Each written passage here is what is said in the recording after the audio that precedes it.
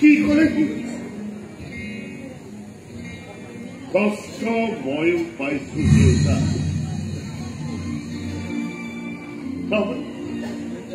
তাৰ শহুৰেকে মোক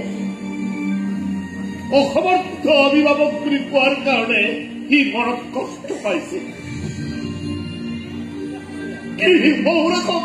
মূৰ তুলি প্ৰতিবাদ কৰি কব নোৱাৰিলে যে তাৰ কাৰণে এইজন এজন যোগ্য অভিভাৱক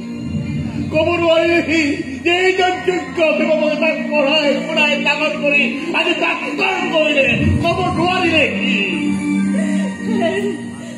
আপুনি ধৈৰ্য ধৰকচোন কেনেকে কব কেনেকে কব আমাৰ বাবুৰ হাত ভৰি চিন্তা চৰ্চায় দিয়া এই দিগন্ত কলিতা ৰক্ত বছৰ হাতত বন্দী এইবোৰ আপুনি কি কৈছে বাদী মই অবাঞ্ছিত ধুমুহাৰ আগজাননী পাইছো এই ধুমুহাৰ পৰা ৰক্ষা কৰিবলৈ সাজু হোৱা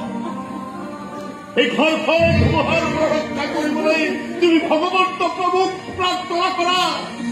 কোৱা হে দয়াময় আমাক নিৰাশ নকৰিবা হতাশ নকৰিবা আমাৰ সুখবোৰ কালি কিনিবা আমাক একেলগে থাকিবলৈ